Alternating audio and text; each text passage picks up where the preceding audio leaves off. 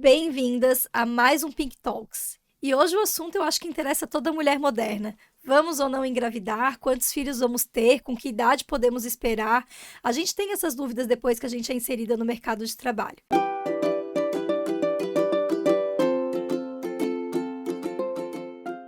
Então, para esse bate-papo, eu trouxe uma pessoa muito especial, uma amiga querida, doutora Renata Polpetta. Ela é ginecologista e obstetra e também tem uma área de atuação em reprodução humana.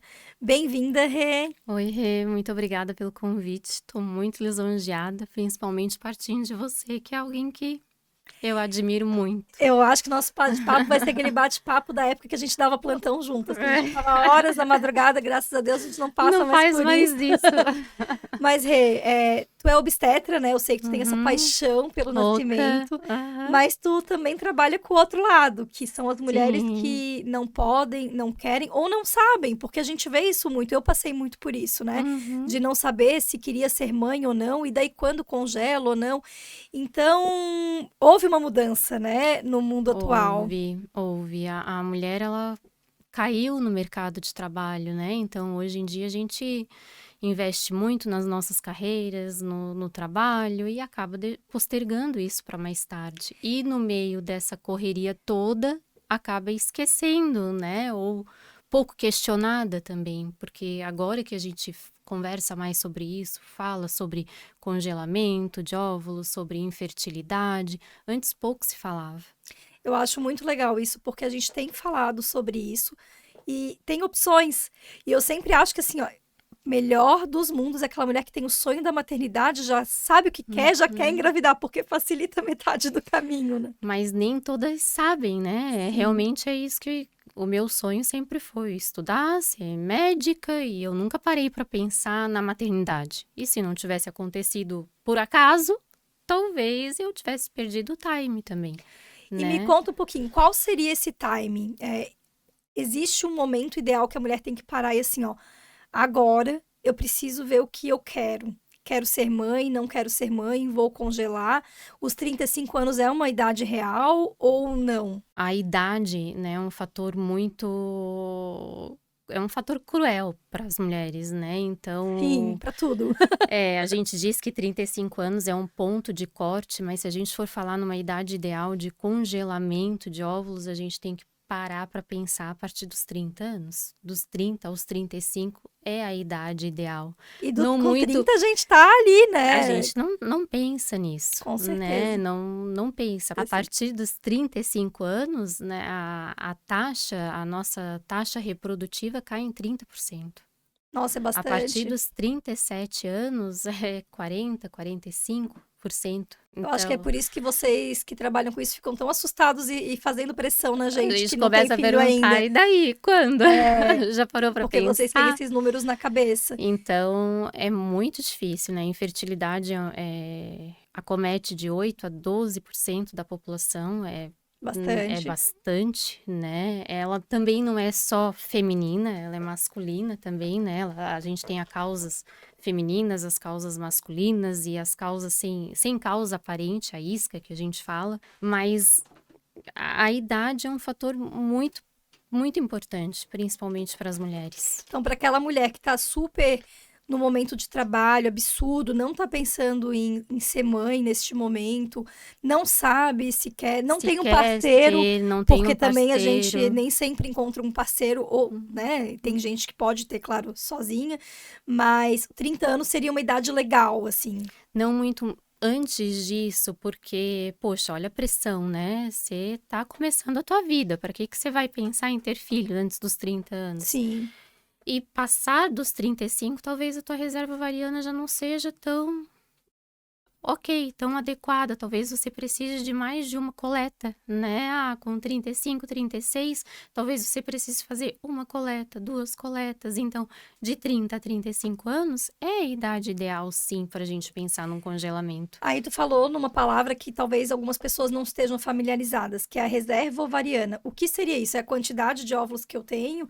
Explica pra gente, porque muitas pessoas não sabem que a gente, diferente dos homens, a gente tem um potinho ali que vai esvaziando, né? pouquinho. Então, né, na nossa vida intrauterina, a gente já tem milhões de folículos, né? A gente nasce com eles e na puberdade, quando a gente começa ali a menstruar, a gente tem em torno de 300 a 500 mil folículos, né? Os folículos são as casinhas, né? Aonde moram, né? As casinhas dos óvulos.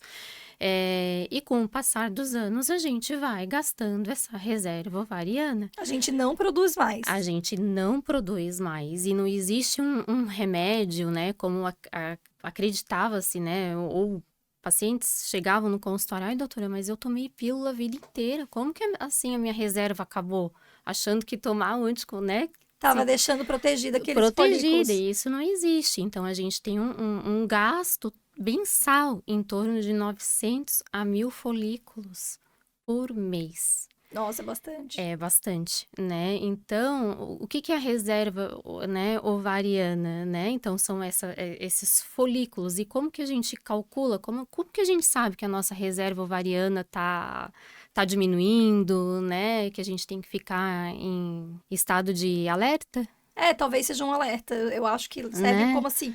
Poxa, tá na hora de começar a pensar nisso. Tá na hora de, né? Então, a gente tem alguns exames, né? E alguns sinais também, né? Os sinais clínicos é quando a menstruação começa a encurtar. Isso é bem comum a gente ouvir no consultório, né? É bem comum. A paciente chega, doutora, minha menstruação continua normal, vem todo mês certinho, mas ela durava 7 dias, era grande volume, agora ela tá bem pouquinho. Ela tá começando a encurtar. Opa, né? O FSH, ele tá começando, né? Se você for dosar, esse FSH vai estar mais alto, ele vai estar recrutando mais, né? Ele tá encurtando teus ciclos. Outra forma de a gente averiguar isso é uma contagem de folículos antrais. O que é isso? É feito por ultrassom transvaginal, né?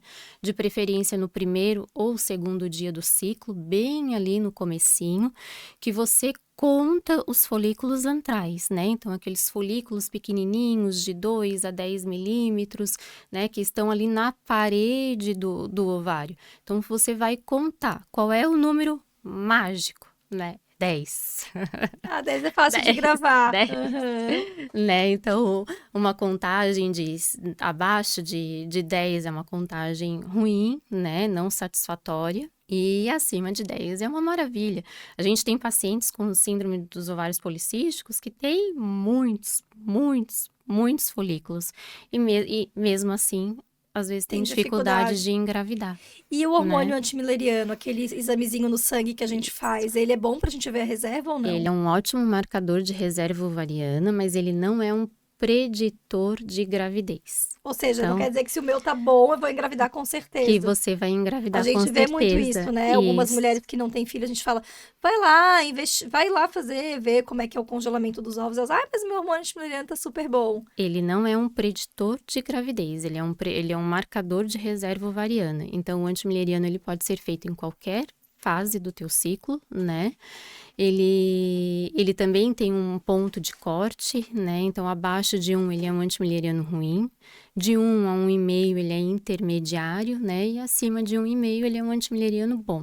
Bom, e aqui a gente tá falando de reserva, que é a quantidade, né? Basicamente, de folículos que vão gerar os nossos óvulos. E a qualidade interfere com a idade ou não? A qualidade está intimamente relacionada com a idade. Então, assim, você pode até ter uma boa quantidade, né? Mas uma qualidade não muito boa. Então, um exemplo disso é da idade, né? Então, eu estou começando a estimular uma paciente para captação de óvulos. Ela faz uma contagem de folículos antrais e... Ai, doutora, eu tenho 14 folículos, eu tenho 14, mas ela tem 37 anos. Esses 14 folículos, eu vou conseguir 2 embriões, talvez, euploides, né? Então, assim, a relação não é muito, né, com a idade. A quantidade de folículos não quer dizer o número de embriões. E isso é a coisa mais difícil que tem no consultório, né? Você explicar para aquela mulher que você precisa ter uma boa quantidade de folículos para conseguir um embrião euploide. Com 40 anos, eu preciso ter 19 folículos para ter um euploide. mais ou menos é essa estatística. Bastante. É bastante, né? Então, a idade é o principal fator de qualidade, né? Ótimo. Então, conforme a gente vai envelhecendo, a gente vai perdendo essa qualidade. E não tem nada, não tem uma pílula, não tem um remédio, não tem nada que a gente possa fazer para que interrompa, né, essa morte celular. Querendo ou não, né? Não tem nada que se Tem faça. coisas que a gente tem que aceitar, né? Eu sempre falo isso para minhas pacientes, porque o envelhecimento é uma coisa real. Dos nossos óvulos, da nossa pele, do nosso corpo. E, claro, a gente tem muitas coisas que a gente consegue enganar ou contornar esse processo de envelhecimento. Se fala muito em anti-aging, mas tem coisas que a gente não consegue. E os óvulos são uma dessas É coisas. uma dessas coisas. E o grande problema é que quando 40 ela resolve ter. Aí pode ser que o óvulo dela não seja mais suficiente. E quando que um casal, né, pensando no casal, quando que um casal deve pensar assim, poxa, a gente tá aqui no relacionamento, tentando engravidar, tendo relação sexual, né, porque a gente sabe que hoje mesmo eu atendi lá na Unisul um casal que eles não tinham relação sexual frequente e queriam engravidar. Então, quando esse casal que deseja, né, ter filhos, deve começar, a investigar. Depois de quanto tempo? Aí a gente pode voltar ao conceito de infertilidade, né? O que é infertilidade? É aquele casal que está tentando engravidar há 12 meses, há 1 ano, né? Sem proteção, com relação Sim. sexual frequente, né? Sem nada de proteção Sem e sem nada e de com método, relação, né? e com relação. Sem fazer coito interrompido, É. nada disso. O pessoal precisa entender isso, né? Também. E não conseguem engravidar, né? Então, eles têm que começar a procurar ajuda. Mas será que só com 1 ano, né? Eu fico pensando assim, poxa... Se 1 ano não é muito tarde, né? Se 1 ano não é muito tarde. Ah, mas a paciente tem 34 anos. Mas, primeiro de tudo, você tem que fazer uma boa anamnese, uma boa história, né? Uma boa história clínica, com antecedentes pessoais.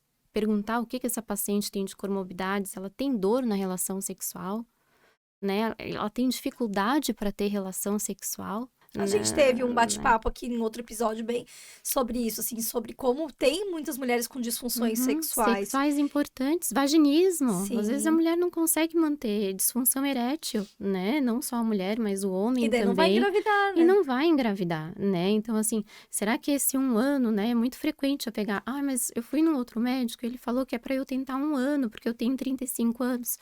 Mas, poxa, vamos olhar para a história clínica dessa paciente. Vamos ouvir esse casal. Né? É muito difícil isso. Eu tenho uma cabeça meio de cirurgiã e um pouco prática, né? Eu penso que se é o sonho da pessoa, 1 ano é muita coisa. É muita Porque coisa. uma coisa é quando a pessoa tá ali numa incerteza, mas poxa, já tá lá 6 meses, uma pessoa que já tem um relacionamento, né? E não tá engravidando. E não tá engravidando, mas, enfim, eu acho. Sua opinião pessoal. Não, mas eu concordo com ela. Eu acho que, né, se esse casal ele chega no consultório querendo muito engravidar, eu acho que 1 ano é muita coisa, né? Em 1 ano você perde muita qualidade e quantidade, né, de folículos, uma oportunidade, né, uma oportunidade de usarem os seus próprios gametas, né, porque chega uma certa hora, uma certa fase da infertilidade que você não pode mais utilizar os teus próprios gametas, né, os teus próprios óvulos, não tem mais esperma para isso. E daí, pensando nesse casal, 1 ano, né? Então, que é o que o livro orienta, eu sempre falo, existe a coisa do livro, existe a coisa prática, né? O casal que tá 1 ano tentando engravidar e não consegue, às vezes eu pego mulheres assim e eu falo, vai no fertileuta. Fertileuta, para quem não sabe, é o médico especialista em reprodução assistida ou reprodução humana.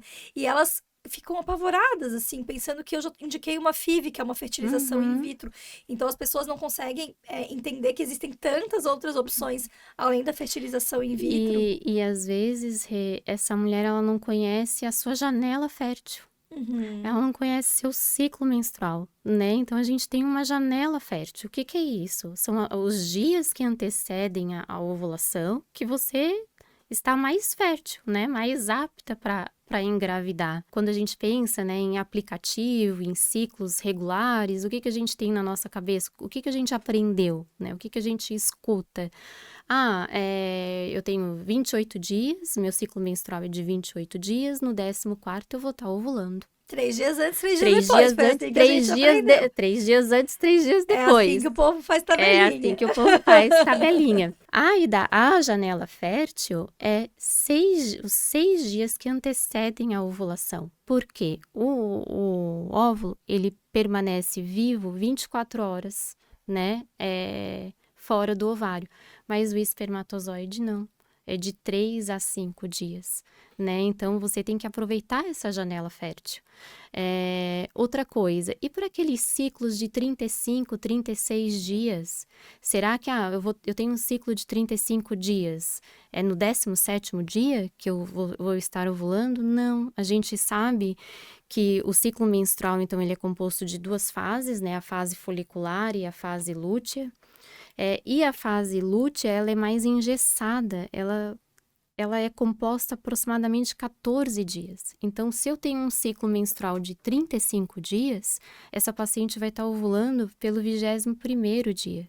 E às vezes essa paciente chega no consultório e só o fato, eu já tive várias pacientes assim, só o fato de eu explicar, de eu sentar com o casal, vamos lá, vamos conhecer o teu ciclo, me dá os últimos 6 meses, o dia que a menstruação veio, o dia que a menstruação acabou, vamos montar uma tabela, mostrar para ela qual é a janela fértil dela, às vezes ela engravida.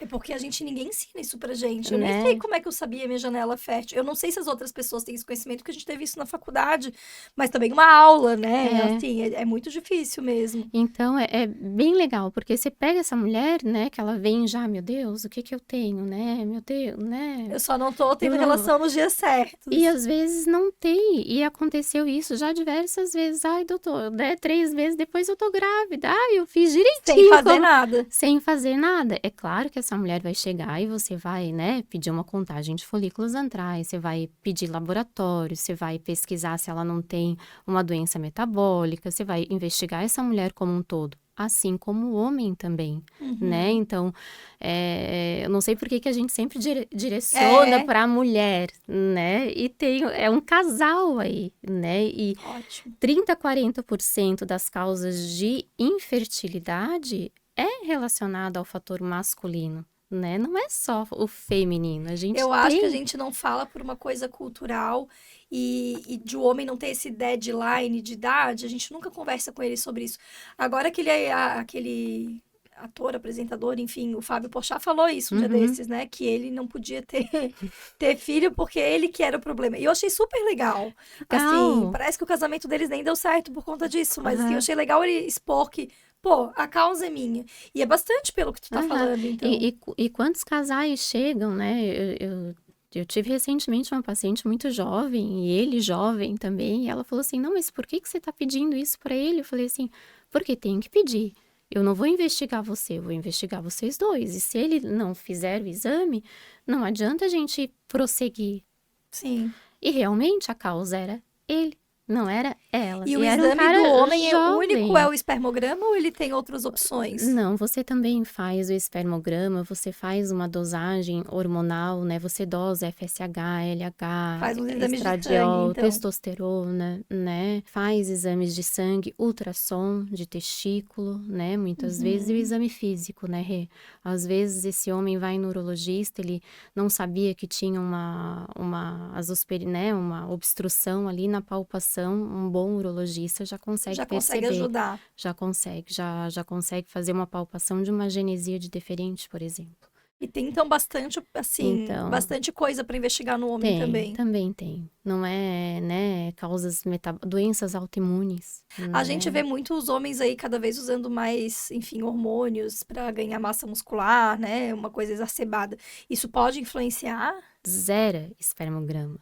Tá. Mesmo a testosterona? A testosterona. Ó, viu? Tão zera. Aí, né? Ela zera. Eles me olham bem arregalada. Que eles acham que é o contrário, Eles acham que é o contrário. Que eles estão bombando lá na testosterona e muitos espermatozoides. Zera, pessoal. Zera. Isso é um problema de saúde pública.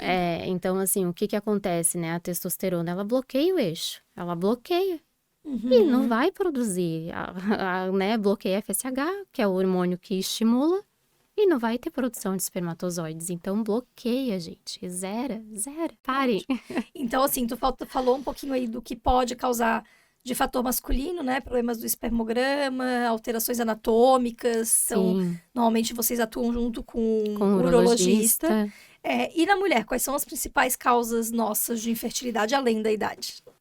Endometriose, né? É um fator bem, bem prevalente, né? Alterações millerianas, então malformações, né? Desse útero, causas tubárias, né? Então, uma obstrução de tuba por uma infecção de Isso pelve. É ótimo de falar, porque eu tenho algumas pacientes que não usam preservativo, porque não tem mais medo, né? E daí, ao longo da sua vida sexual, tem um monte de infecção ginecológica. A gente não sabe quantas dessas foi alguns germes como clamídia. E esses germes podem obstruir essa trompa e depois impactar, né? Impactar na fertilidade, sim. Isso é bem prevalente, né? Bem comum, bem comum. Então, né, causas tubárias, ovarianas, né? Então, a própria síndrome dos ovários policísticos, né? É muito comum aquela mulher, ela ser anovulatória, ela não conseguir engravidar. Hipotiroidismo. Doenças sistêmicas, no caso. Doenças sistêmicas, né? Então, a obesidade em si, né? A obesidade é uma das coisas que impacta muito. É muito difícil você abordar isso no consultório, né, Rê? Às vezes a paciente chega e daí você... é difícil, eu tenho muita dificuldade de falar, olha, você precisa emagrecer, vai melhorar a qualidade, vai melhorar a quantidade, né? E vai melhorar o desfecho gestacional vai melhorar também. o desfecho, né? Vai ser uma gestação com menos riscos, mas tem vários Então, a fatores. gente tem causas próprias da mulher, da parte ginecológica, mas tem as doenças sistêmicas que também impactam na nossa fertilidade. O meio, né? O tabagismo, o etilismo, o uso de drogas ilícitas e até mesmo medicamentos, né? Algumas drogas lícitas, isso tudo impacta, né? O tabagismo é ótimo, porque o tabagismo, ele impacta nos dois, né? No homem e na mulher. Demais, demais, demais, demais. Eu tenho um caso muito legal, que ele era um tabagista pesado e a gente não conseguia formar embriões, a gente captava e não chegava a blastocisto, e ele resolveu parar de fumar. E ficou alguns meses, e quando a gente conseguimos um embrião. Só parando de fumar. Parando de fumar. Então, assim, o tabagismo impacta demais, né? Bom, e tu falou um pouquinho ali da mulher. Então, primeira etapa vamos conhecer nosso corpo, e talvez, acho que... a nossa janela fértil. Cabe a nós até parar um tempo, às vezes, para explicar o que é a janela fértil. E quais são as outras opções? Então, que eu estava falando sobre isso, né? De elas terem muito medo da fertilização in vitro. Mas tem um caminho, né? Tem um caminho. Então, assim, nem para todos estão indicados a fertilização in vitro, né? Então, a fertilização in vitro, a gente tem indicações específicas. Uma obstrução tubária, né? Uma alteração espermática importante, uma reserva ovariana quase, né? A mulher não tem, então chega, né? Vai ter que ir para uma FIV com 40 anos, você não vai ficar brincando de coito programado. Né? Mas você tem, sim, os tratamentos de baixa complexidade e os tratamentos de alta complexidade, que daí entra a FIV, a ICSI, e o de baixa complexidade, o coito programado, a inseminação intrauterina, né? Ensinar essa paciente... Tu falou de inseminação intrauterina, eu vou ser obrigada a perguntar, e talvez tu me mate, mas assim, aquela inseminação caseira funciona ou não funciona? Porque, para quem não sabe, tem algumas pessoas que bolam uma inseminação em casa. Congelam, né, o Olha, esperma. Eu não duvido de nada. Elas botam no congelador o esperma e elas mesmo introduzem. Isso tem sentido? Sei lá. Eu ouvo falar que tem um perigo até de contaminação aí, né? São casais homoafetivos que acabam fazendo isso, né? Bom, vamos falar deles então. Tem casais que não vão poder ter filhos, gestar, né, engravidar, por opções sexuais, por problemas anatômicos, por cirurgias, né? Mulheres que às vezes tiraram o útero por algum motivo. E daí a gente tem a opção da barriga de aluguel. Quem pode ser a barriga de aluguel para essas pacientes? A barriga de aluguel aqui no Brasil, né, são parentes de até 4º grau. Então primos, irmãos, tios, mãe, né? São parentes de até 4º grau. É bastante gente, então. É bastante gente, mas sabe que se você for parar pra pensar e às vezes procurar numa família pequena, não é tanto, né? Entendi. E o povo aceita bem? As pacientes e os familiares? Aceita. Aceita. A doação maior é de mãe pra filha. de mãe para filha. Acho que tem esse vínculo para sempre. Tem. E daí falando também da possibilidade de, né, uma gestação solo, né? Então não vou ter um parceiro para ser meu companheiro aí na paternidade. Ou, enfim, sou um casal homoafetivo, quero pegar um esperma, né? Doado, um espermatozoide. A gente temos bancos de sêmen, né? Mas é igual nos Estados Unidos, porque a gente vê nos filmes americanos, assim, né? Eu quero uma pessoa alta, inteligente, que tenha ganhado prêmios de esporte na televisão. É assim nos filmes. É assim. Nos Estados Unidos os dados são maiores. E a gente consegue escolher aqui? Consegue escolher, né? Não, assim, os bancos nacionais não têm tantos dados quanto os internacionais, né? Por isso que os internacionais custam quase o triplo do valor. Mas você consegue, sim, né? O biotipo, o tipo do cabelo, o biotipo do corpo, o peso, a estatura, a escolaridade, história familiar, né, genética desse indivíduo. Olha que interessante. Você consegue sim. Aí, os bancos internacionais é muito interessante, né? Você pode receber uma carta escrita à mão do doador, um áudio, né, para conhecer a voz, e você tem a opção também de ser identificado dessa criança quando completar 18 anos de idade, ela ter acesso a quem foi o doador.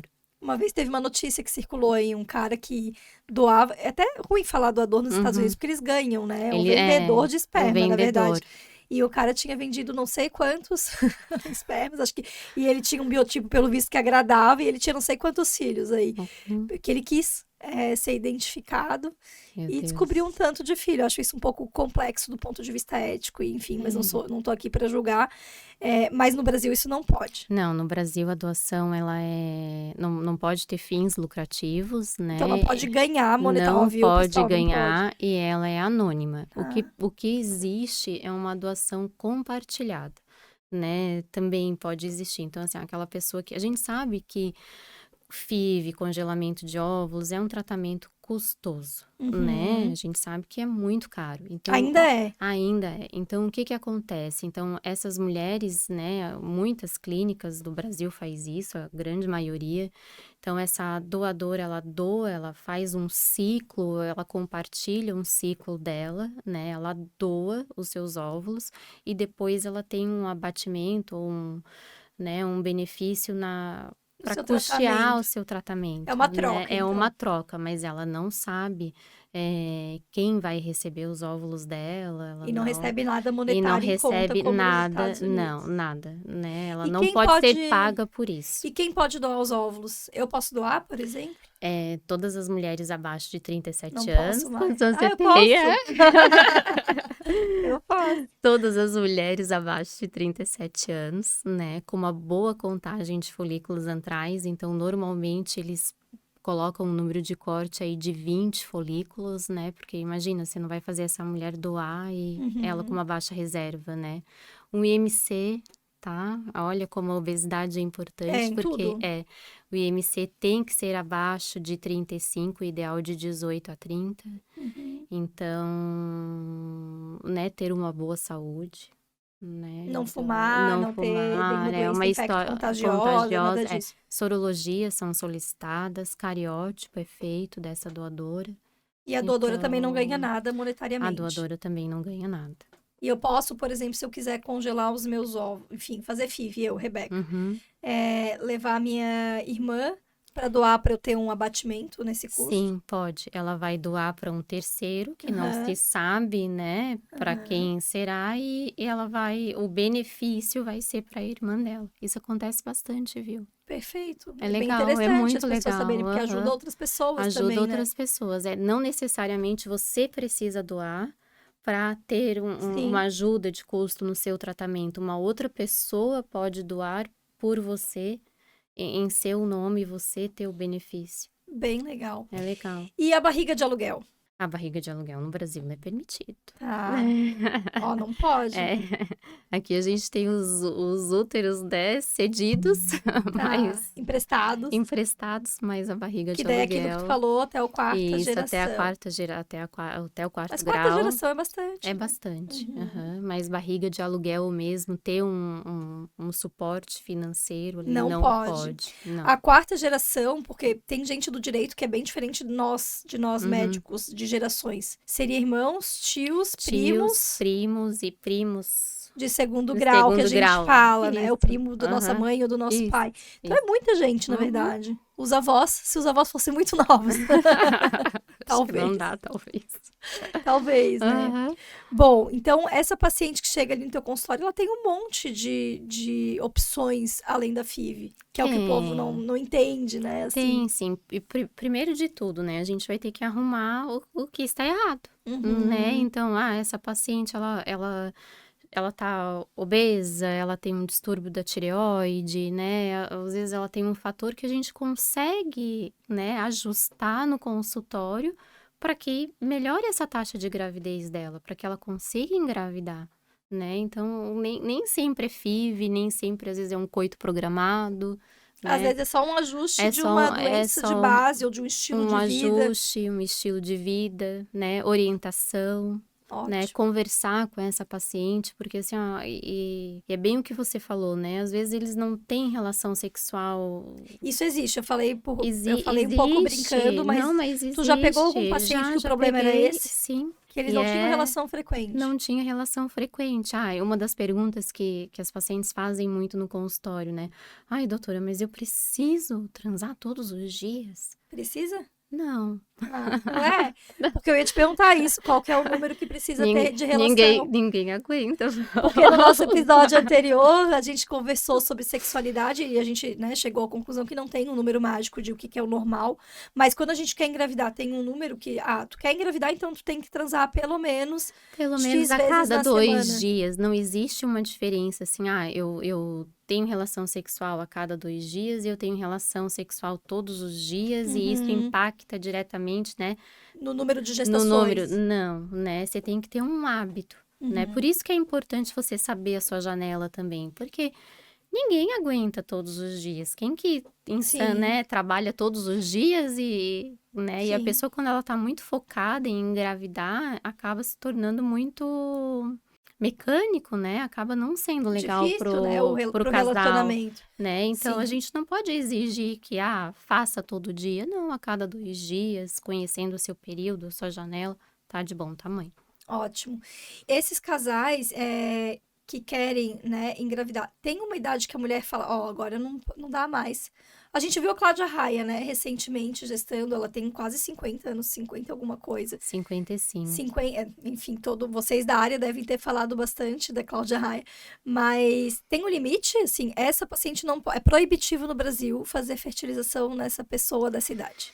Fertilização com óvulos próprios ou óvulos doados? Os dois. Óvulos doados, a partir dos 50 anos, você tem que ter um obstetra responsável e um cardiologista. Olha que interessante, porque é uma gestação de risco. De muito risco, né? Então, você tem que ter um obstetra responsável e um cardiologista assinando ali, dando um aval para que seja realizada aquela transferência. Óvulos próprios, a gente aconselha utilizar os seus óvulos até os 44 anos de idade. Por causa do risco de síndromes. O risco de síndromes, que é muito alto. E pensando nessa paciente, nesse casal que conseguiu um embrião e, né, enfim, a gente pode avaliar se ele é saudável do ponto de vista genético antes de implantar? Sim, existe a biópsia, né? A biópsia embrionária, o PTGA, que é a mais comum, que avalia a maioria das cromossopatias, né? Exclui os aneuploides, você acaba não implantando esses aneuploides e daí também acaba não tendo aqueles abortos, né? De repetição pós-implantação, né? E pode escolher o sexo? Não. Não pode. A nossa legislação é bem interessante, né? Não Tipo, se eu pode. quiser, se eu tenho uma menina e eu quero agora um menino, eu não posso ir lá fazer Renata, eu quero um menino. A transferência é a melhor classificação embrionária. Então, Que num legal. laboratório, né, que segue não sei se existe algum que não siga, mas não pode. é o laboratório que não pode. É o de melhor classificação embrionária. E é bem legal a gente falar isso, dessa avaliação do embrião, porque até para câncer de mama a gente tem utilizado isso, né? Então, algumas famílias que têm mutações de extremo risco, claro, não, a gente tem que entender que não é impeditivo, né? A gente vive, a gente vai viver a vida normal, né? Mutações em BRCA1, BRCA2, a pessoa não tem nenhuma incompatibilidade com a vida, mas às vezes as pessoas podem escolher geneticamente um embrião que não tenha mutação nesse Que gene, nem não tem né? mutação. Tirando esse desgaste um pouco da família e essa apreensão. Apesar de, né, eu achar também, assim, que a gente tem outras formas de prevenir o câncer nesses embriões, que vão ser BRCA1, BRCA2, porque daí eu acho que também a gente tem que tomar um cuidado quando a gente quer ser um pouco demais do que médicos e humanos. É escolher muito, né? Manipular Manipular muito. A gente não escolhe, né, quando é natural também. E eu sempre converso com as pacientes, né? Porque a biópsia, ela tem os seus riscos também, né? Então, quando se você pega 4 embriões e você vai biopsiá-los, você pode perder 25%. Só do procedimento pode perder. Procedimento você pode perder. É claro que o benefício a partir dos 40 anos é muito maior do que o risco de você perder da história um embrião, da família, né? né? Da história da família, de uma doença.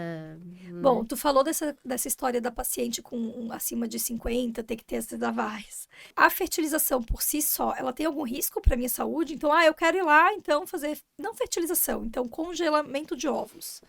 Eu tenho meus 32 anos, não sei se eu quero ser mãe, vou lá na doutora Renata para congelar. Tem algum risco para minha saúde esse procedimento? O procedimento é muito seguro, Rê. É uma punção com uma agulha muito fina, né?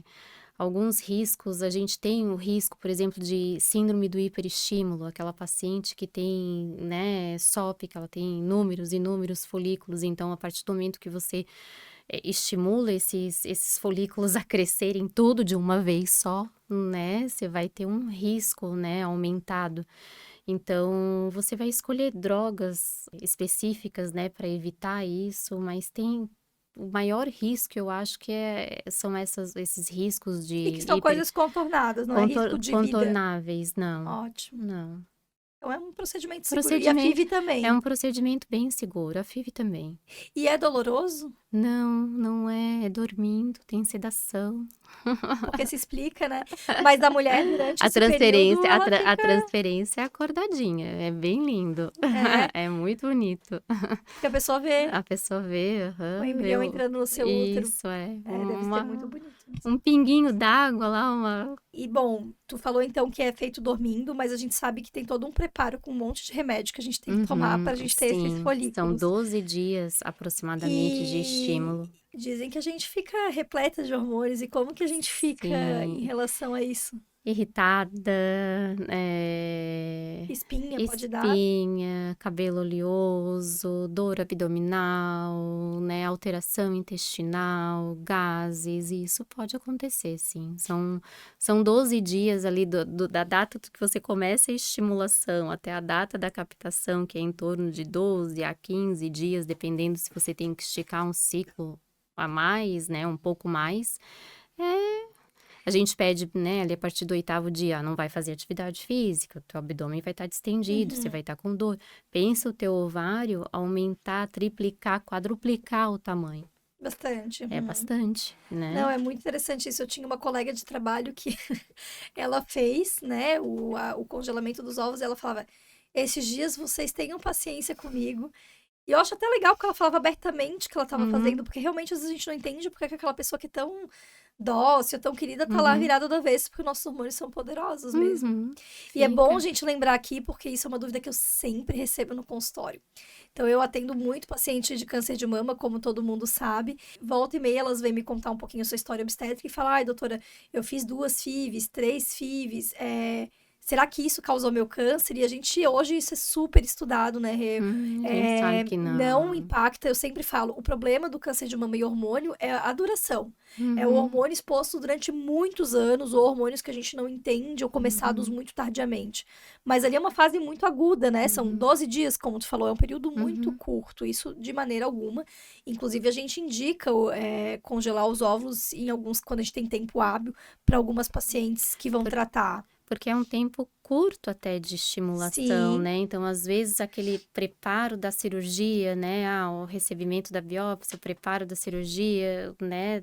Claro, é o tempo que demora É o para tempo que isso. demora para estimular e Isso. captar, né? E Mas daí a elas gente não têm. pode perder essa oportunidade, né? E elas têm muito medo, né? Ah, mas o meu câncer é hormônio dependente, é estrogênio, eu vou receber. Usa o letrozol, você tem drogas, né? Que também acabam inibindo um pouco isso, né? Isso é Então, bem legal, porque realmente elas têm essa apreensão, mas eu sempre falo, os hormônios positivos são que eu fico mais tranquila, porque o triplo negativo é que eu tenho mais que correr contra o tempo para que o tratamento se inicie. E esses outros, que são os tumores hormonais positivos, eu tenho esse tempo de fazer exame, de estadiar, de esperar a autorização da cirurgia ou da químio, e nesse meio tempo ela vai ela pode fazer. fazendo esse processo de congelamento dos óvulos, porque a gente sabe que o tratamento impacta. E no futuro distante ela vai querer ser mãe em algum momento. E eu acho, eu até tava, eu ouvi um podcast faz um tempo já, muito tempo atrás, mas uma paciente de câncer que ela disse assim que o fato de ela ter congelado, isso deu forças Para ela tratar. para ela tratar. Porque ela pensava, eu fico até arrepiada, ela pensava nesses embriões que ela tinha deixado para trás. Então, é muito bonito, né? Então, assim, ó, que legal, né? Que hoje o oncologista fala, o masto fala, o gineco, né? A gente Não, e se é tão atenta para legal que isso. recentemente saiu um trabalho dizendo que a mulher que teve câncer de mama hormonal positivo, depois de 2, 3 anos, dependendo do tumor, né, gente? Nunca, nem sempre, nem nunca na medicina, ela pode interromper seu tratamento e tentar E engravidar. tentar Só que o engravidar. ideal é que ela engravide logo ali. E se ela não engravidar logo, que ela use os seus embriões congelados. Então, por isso que é importante congelar, porque a gente não tem um tempo longo de espera, porque ela tem que voltar para o seu tratamento. Então, tendo embrião facilita, né? E foi tão bonito ouvi-la, né? Ela falava que aquilo me deu forças, eu sabendo que tinha alguém, né? Ela colocou o embrião como alguém à minha espera. É muito legal isso. E é bem legal tu falar isso, porque essa paciente viu o embrião ali Aham, e botou aquilo como um ser vivo já, né? Que a gente, aham, enfim, tem inúmeras discussões do ponto de vista filosófico e de credo, de quando começa a vida. Mas esses embriões ficam lá congelados. congelados. E daí a gente descongela. Hoje a técnica é muito boa, né? A vitrificação, então a taxa de descongelamento, você pode ter uma perda, tá? Quando vai descongelar em laboratórios bons é de 20 a 30%, né? Mas esses embriões ficam descongelados até você conseguir preparar essa mulher e transferir. Ela tem que deixar guardado pro resto da vida. Ela pode, Tá. ela pode. Não existe ainda, não existe o quanto tempo eu posso deixar guardado um embrião. Não tem ainda esse. E eu posso implantar digamos que eu congele hoje, tá? E eu tenho 30 anos, e eu com 40 resolvo ter esse filho. Sim. Eu posso pegar um embrião que tá congelado há 10 anos. Sim, Tá. com certeza. Ótimo. Com E certeza. eu posso descartar esses embriões também? Sim, mas com ordem judicial. Ah, senão eu não posso. Senão não pode. Ah, Embriões, que interessante. não. Então é a mesma visão do aborto mesmo. Ótimo. Os óvulos eu posso descartar. Todos os embriões aneuploides, né, que eles se degeneram, que eles não são bons. Os que não são bons. Eles descartam. Que não são viáveis. Não são viáveis, mas os viáveis, depois de um determinado tempo, você pode descartar, mas você tem que solicitar uma autorização. Olha, isso é uma novidade pra mim. E, Rê, me conta uma coisa. Tu falou que ainda são muito onerosos esses tratamentos, né? Isso ainda é um tratamento caro, assim, a pessoa precisa se programar. A pessoa precisa se programar. Tá. Por causa dos medicamentos. Os medicamentos são caros, então você vai gastar em torno ali depende do protocolo, né? Mas de 2 a 4 mil, a 5 Várias mil vezes, reais. talvez. Talvez, né? Isso, se precisar de vários ciclos, isso é mensal, né? E o custo com um laboratório, honorários médicos, olha, uma FIV completa, depende muito do centro, Sim. né, Rê? Mas assim, é em torno de 15. Então é um custo alto para nossa população. É um custo alto. Mas assim, para uma classe média alta, né? Eu sempre falo, às vezes é uma viagem que a pessoa deixa de fazer para um sonho no futuro. Então a gente também tem que ponderar as nossas urgências, as nossas prioridades na nossa vida, porque o brasileiro não tem muito isso.